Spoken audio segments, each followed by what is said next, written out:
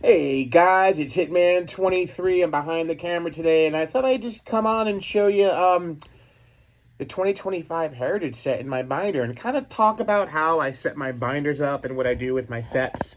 Um, so if you watch my channel, you know I'm a pretty big set collector. I like to complete sets, the old school way. And I use Heritage as my buy it by the pack, you know, set that I put together the old-fashioned way by pack. So I'm pretty much done with the non-short print 2025 Heritage. I think I'm missing one card, number 307, and the rest are all the high numbers. Cards numbered 401 to 499. So I think I'm missing about 60 of those. But here's how I put my my Heritage sets together, at least. So what I do is I kind of I use everything at my disposal. So I buy my binders, actually. This is a 3-inch binder. I use that for the Heritage set because the 2 inches is not thick enough. Then what I do is once the high number Heritage comes out, then I convert it over to a 4-inch binder because there's way too many cards for a 3-inch. So this is right now a 3-inch. And what I do is I actually use the boxes. So this is one of the retail mega boxes, and I just cut it and I use that as like the cover, and then I use one of the side pieces for the binder, the spine, so I can see what it is. So what I did is I picked myself up one of these, paper cutter, these guillotine paper cutters, I guess they're called, and that's why I cut them up so that at least they're nice and neat. And then what I do is I save the wrappers. I put the wrappers on the first page. I used to wrap the wrappers in an old baseball, or I used to wrap an old baseball card with the wrapper and then put it in the slot. But I'm not going to do that anymore. I'm going to do it this way. Just keep them in the front. So I got a mega pack, and I got a regular pack there. You can see that, of course. And then, of course, the cards in the binder. I really, really, really love this year's set. It just pops. I mean, the original 1976 tops pop. I think it's a great set in terms of eye appeal. It looks really good, in my opinion. It was a great design, great for the time. Love how Topps uses the old school, real, subsets. They really, subsets back then were subsets. They didn't look like the regular cards in the set, which I like. Flagship now, everything looks the same. There's no, differentiation. Everything has the same design to it. To me, it's a little lazy, but it is what it is. So I like that. You can see, the record breaker cards look like record breaker cards. They have the shield calling it out, and, it's just cool. And a little blurb on the front. So that's that. And then, we just go right into the set. And like I said, 76 Topps is one of my favorite all-time sets. It's the first set I really ever had as a kid. My very first baseball card that I ever saw was a 1976 Topps Fred Lynn. It was actually given to me by a great uncle of mine. He had a bag of cards, and he gave it to me, and there were some 75 and 76 Topps in there. But 76 was my first. I remember getting some of the packs, 76, 77, 78. Big time. And so, of course, I was really excited to know that this year was going to be 76 design. And there was a rumor that they weren't even going to do Heritage anymore. But seems to me it's fairly popular this year. And I think, appropriately so. It's a beautiful looking set. They got the big, beautiful rookie cups on there. They really did a nice job with the rookie cups this year. And again, the teams that weren't there in 76, like the Marlins and the Blue Jays, they make them look good. They make them look good. And this is how it looks. They got the All-Star cards. In 75, they started with the All-Star stars on the All-Star players, which I think is cool. I wish they would still do that, but it's great stuff. And it's just, they captured what cards looked like in 1976. A lot of action in this year's Heritage version. A little more action than it was in 76. I mean, there were some really good 76 action cards, but There's a little bit more here, but of course you got the headshots and the pose shots in the stadium. You got the father and son subset just like you had in 76. And Joey Gallo is now going to try to be a pitcher. Interesting. I always wondered how two twins wound up next to each other in the set. I always wondered how Topps decides the numbering of the cards. One thing I wish they would have done, for sure, is team cards. I've talked about that before. There's no team cards as you see in here. I wish they would do the team cards. And the other thing is I wish they'd give the superstars the, 00 numbers and then, the numbers divisible by 10 and 5. I miss that. There's two more, two athletics back to back. They didn't do that either. I wish they would kind of go back to that. You give the big guys the big number cards, 100, 200, 300, 400, and so on and so forth.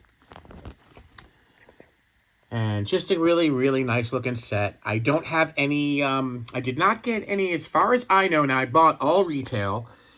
I did not get any photo variations that I can tell. I looked through all the backs of my cards and I didn't get any of those. I didn't get any flipped bats. So if you look at the back of the card, the number at the top, and the bat, some were flipped where the number's down here. So didn't get any of those. Got plenty of, sparkle parallels and all that stuff. Here's another Rookie Cup card. The Mason Wynn, the Jackson Churio. So those are cards I'll seek out as well, extra copies for my Rookie Cup binder. Just really, really nice. As Jung-Hoo Lee. And I wondered, I asked myself, I was like, I wonder if, first of all, if anybody's ever done it. And second of all, how long and how much would it take, not to build just a master set, but I don't know, a mega master set where you were to get every card produced, every parallel, everything. I wonder how much that would cost and if it's actually doable. I mean, I'm sure everything is doable. I mean, heck, they put people on the moon and stuff. So, but I just wonder, I think about that a lot, how kind of crazy that would be, to get every single parallel made, every insert card. I mean, it would be probably, 10,000 cards. It would be insane. I really dig the Bryce Harper. It's cool. It's a cool bat barrel shot. It's got this cool, I don't know what design he has on his bat. That's awesome. It's some cartoon design and just got the All-Star there. And it's just a cool looking card. I like that a lot.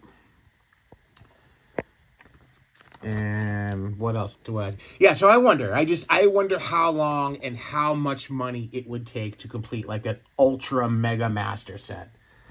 That would kind of be a cool... I don't know, it would kind of be a cool thing to do. Not that I would do it. Whoops. This phone almost slipped out of the old hand there. So I'll just quickly whip through this. I love looking at sets like this in binders. It's just my favorite way of looking at sets. I really dig how cards present in binders. I dig how cards present in, in Mag Pros and top loaders. I dig it all. I just love cards. I love looking at them. I love, displaying them in terms of, what they're going to be in and how they're going to present. It's just fun. It's very therapeutic. And there's Aaron Judge on every single league leader card. Same with Shohei Ohtani. But just like the 76 Topps, the leader cards look exactly the same. And one thing I found interesting, this leader card's the fireman, and they put, one from each league on here. The other cards are broken down by league, so you got an AL earn run leaders, and you have an NL earn run leaders card, but the saves, or the leading fireman, which we don't really call them that anymore, is on a shared card, but they use a yellow banner at the top, where here they all pink, so I found that kind of interesting. There's Freddie Freeman.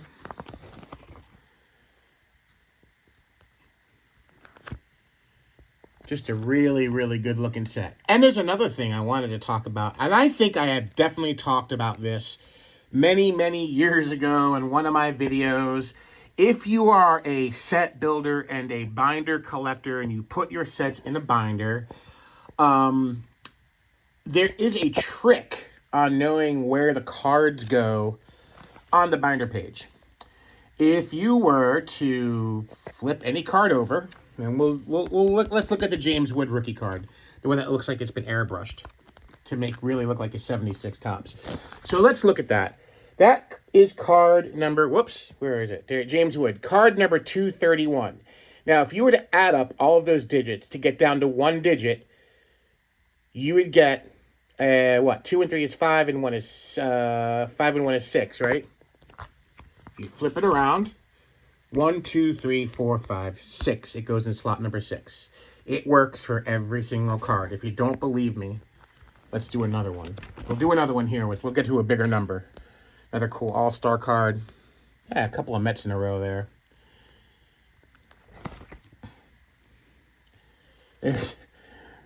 That's the dirtiest looking guy in the game. I swear to God, that guy looks like he doesn't shower. But yes, that's a trick you can use if you're building your sets and putting them in binders. You can add up the numbers on the back of the card down to one digit. You want to bring it all the way down to one digit, and whatever that digit is, that's the slot the card goes into. That's like a little public service announcement for the day. Anyway, it's kind of tough doing binder videos. I don't know. It's like the weird angle here. But you get this. You see it. Now, he got completely booed yesterday. It was freaking hysterical. Cool bat barrel right there. View. Will Warren started to pitch a little bit better. I guess it was interesting. Like, the Twins are like so much better when he's in the lineup, and then when he's not in the lineup, and he's missed a lot of games over his career. But just fun little. That's again a very 70s looking style photograph. You know, it's just kind of definitely gets a good feel of what it was like back in 1976 and what the cards look like. You can take a look at real 1976 Topps cards and see, you know. And let's do another one. Let's do one that's more. Here's my one missing non-high number right here. Card number 307. McCutchen.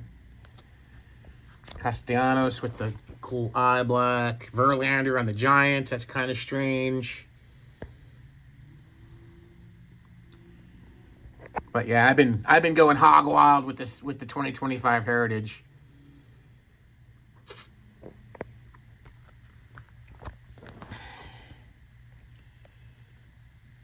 And then the Topps News, the all-time All-Stars. Now, back then it was a Sporting News. I guess I guess that was a relationship Topps had with the Sporting News, but now they just call it the Topps News. But they have, like, the all-time greats. And it's cool. Willie Mays and Bob Gibson. You can see Ernie Banks, Yogi, Roberto Clemente, Hank Aaron, Tris Speaker, Mel Ott, Mickey Mantle, Stan Musial. So it's cool, man. Very, very cool. We have some, pre-war players and then, golden age players. It's all, represented. Key Brian Hayes. Glaber on the Detroit Tigers, having a decent season.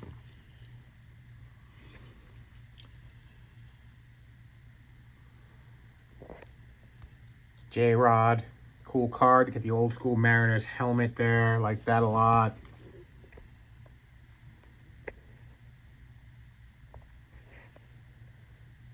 Pete Alonso having a really nice season for the Mets. Jerkson Profar, who is suspended for, I believe, for PEDs.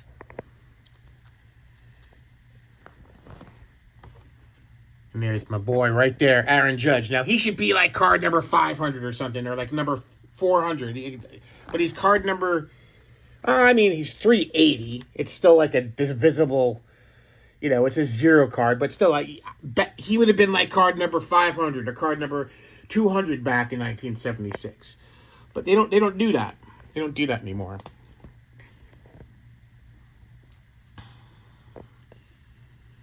So let's look here.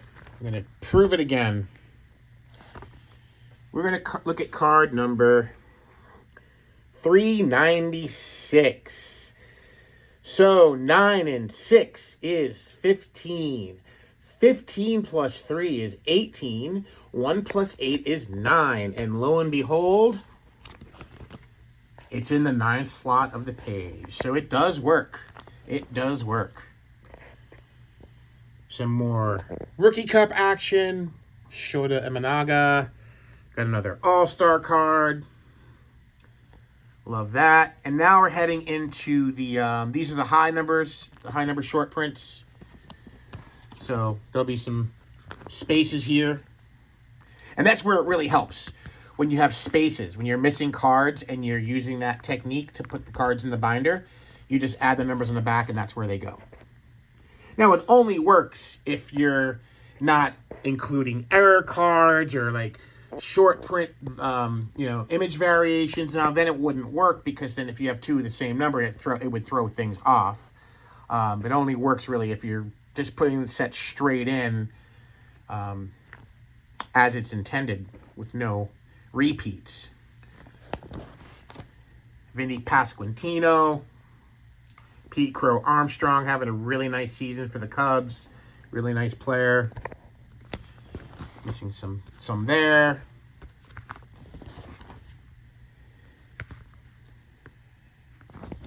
Nice catcher gear there. Mike Yastrzemski. They have the World Series. This is my assumption is this is the AL and NL championship card would go here. So just like in '76 they had it. So they have that in the high numbers.